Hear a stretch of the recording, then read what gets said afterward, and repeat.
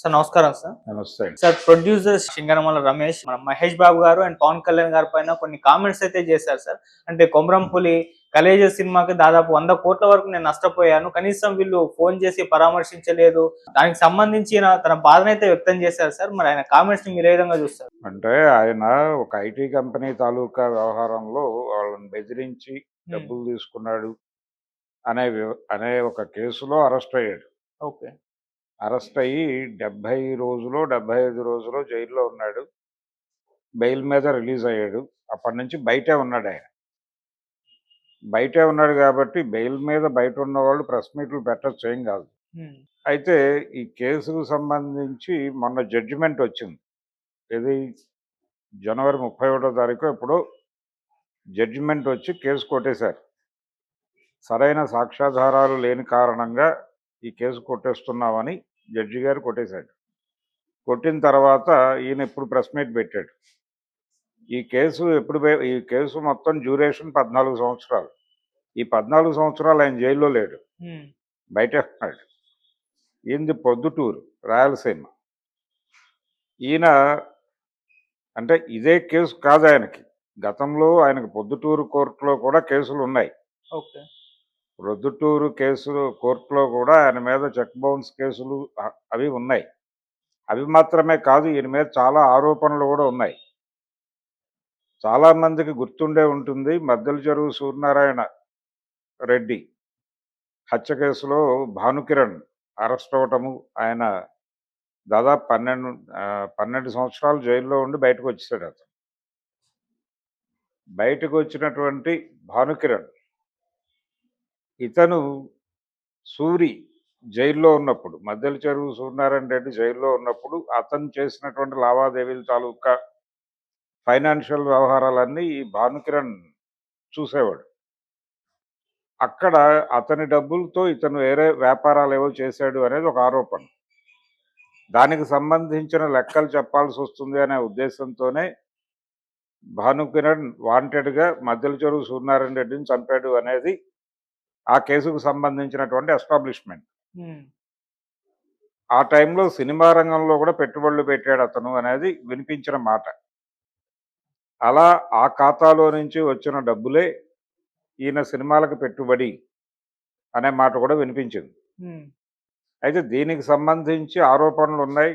దీనికి సంబంధించి ఇలా ఈ డబ్బులతో ఈ ట్రాన్సాక్షన్స్ జరుగుతున్నాయి అనే ఉద్దేశంతో ఆ రోజుల్లో సిఐడికి లెటర్ రాసినటువంటి ఒక ప్రొడ్యూసర్ గారు కూడా ఉన్నారు. నట్టికుమార్ గారు రాసినట్టున్నాడు ఆ రోజుల్లో. అలాగే సి కళ్యాణ్ గారి మీద కూడా ఈ ఆరోపణలు ఉండేవి. రెండోది, ఈ సినిమాకు సంబంధించి ఈ కలేజా, కొమరం పులి సినిమాలకి, ఆ సినిమాల విడుదలకు సంబంధించి సి కళ్యాణ్ చొరవ తీసుకున్నాడు. అంతకు ముందు కూడా సింగనమల రమేష్ సినిమాలు తీశాడు. ఈ 2 సినిమాలే కాదు, అంతకు ముందు కూడా వీడే అనేటువంటి ఒక సినిమా రవితేజతో చేశారు. అలాగే తమిళ్లో వచ్చినటువంటి పోకిరి, విజయ్ హీరోగా వచ్చిన పోకిరి కూడా ఇతనే ప్రొడ్యూసర్. ఇలా ఒక చరిత్ర ఉంది. అలాగే 75 నుంచి ఫిలిం ఫైనాన్స్ రంగంలో ఉన్నారు. 1975 నుంచి హ్మ్. వీళ్ళ తండ్రి గారి రోజుల నుంచి ఫిలిం ఫైనాన్స్ రంగంలో ఉన్నారు వీళ్ళు. ప్రొద్దుటూరుకు చెందినటువంటి చాలామంది ఆ వ్యాపారంలో ఉన్నారు. ఆ లింకులో భాగంగానే ఈయన ప్రొడక్షన్ లైన్లోకి వచ్చాడు. ఈ ప్రొడక్షన్ లైన్లోకి వచ్చిన తర్వాత రకరకాల డబ్బులు ఇతని దగ్గరికి వచ్చింది అనేది ఆరోపణ. దానికి ఇప్పుడు అతని మీద ఫైల్ అయినటువంటి కేసు కూడా ఈ రకమైనటువంటి బెదిరింపుల ఖాతాలో నమోదైనటువంటి కేసే అనే అభిప్రాయం కూడా ఆ రోజునే వ్యక్తం చేశారు. ఓకే. ఇప్పుడు ఈయన గొడవ ఏంటి, 14 సంవత్సరాలు ఇప్పుడు ఆ కేసు కొట్టేసిన తర్వాత మీడియా ముందుకు వచ్చి ఈయన చెప్పింది ఏంటంటే, నేను ఆ సినిమాలు డిలే అయిపోయినాయి, నాకు 3 ఏళ్ళు పట్టింది ఒక్కొక్క సినిమా. అంటే కలేజా డిలే అయిపోయింది, అలాగే కొమరం పులి కూడా డిలే అయిపోయింది. ఈ డిలే అవడానికి పవన్ కళ్యాణ్ గురించి ఆయన మాట్లాడుతూ, ఆయన ప్రజారాజ్యం అనే పార్టీ పెట్టారని మాట్లాడాడు. ప్రజారాజ్యం పవన్ కళ్యాణ్ పెట్టలేదు. ఒకటి, అది చిరంజీవి గారి పార్టీ. దానిలో యువరాజ్యం అనే ఒక విభాగానికి ఈయన నాయకత్వం వహించాడు. ఎన్నికల సందర్భంగా 2009లో జరిగినటువంటి ఎన్నికల సందర్భంగా ప్రచారంలో మాత్రమే పవన్ కళ్యాణ్ పాల్గొన్నాడు తప్ప రోజువారీ యాక్టివిటీలో ఆయన లేడు. అది కూడా చాలా తక్కువ సభల్లో మాట్లాడాడు ఆయన. అంతకు ముందు కూడా దానికి సంబంధించిన షెడ్యూల్ ప్రకారమే వెళ్ళాడు తప్ప ఆయన పార్టీ కాదది. సో, ప్రజారాజ్యం కోసం ఆయన టైం కేటాయించి నా సినిమాకి కేటాయించలేదు అని చెప్పడం అది ఆధారరహితం. ఆ సినిమా డిలే కావటానికి వీళ్ళ ప్లానింగ్‌లో ప్రాబ్లమే తప్ప పవన్ కళ్యాణ్ ప్రాబ్లమ్ అని అనుకోవడానికి ఆస్కారం లేదు. అలాగే 'ఖలేజా'కు సంబంధించి కూడా హ్మ్. వీళ్ళ ప్లానింగ్‌లో ప్రాబ్లము, అంతకు మించి రిలీజ్‌కు సంబంధించి వ్యవహారం. 'ఖలేజా'తో పోలిస్తే అంటే క్రేజీ కాంబినేషన్స్ వర్కౌట్ చేశాడు ఈయన. త్రివిక్రమ్ శ్రీనివాసు, మహేష్‌కి ఒక క్రేజ్ ఉంది. అంతకుముందు ఒక సక్సెస్‌ఫుల్ సినిమా చేసున్నారు. సో, ఆ కాంబినేషన్ రిపీట్ చేయటం అనేది ఒక ప్రోగ్రామ్. రెండోది 'ఖుషి' లాంటి పెద్ద హిట్ ఇచ్చినటువంటి కాంబో ఇది. ఎస్‌జే సూర్య, పవన్ కళ్యాణ్.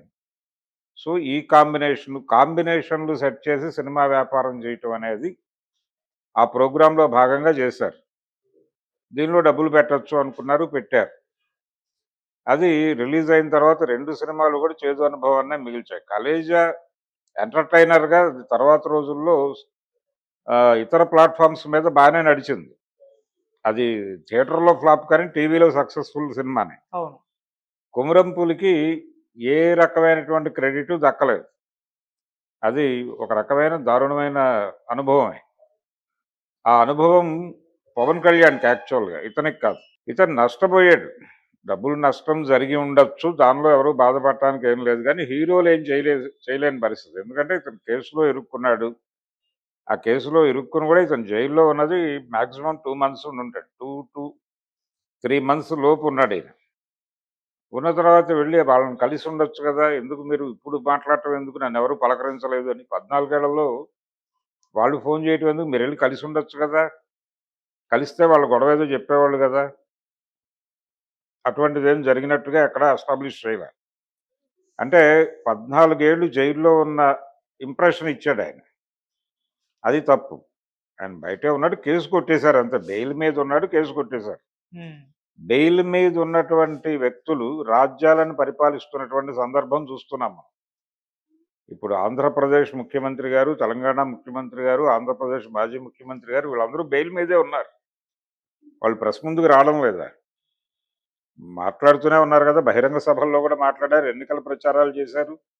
మరి ఈయనకొచ్చిన సమస్య ఏమిటి?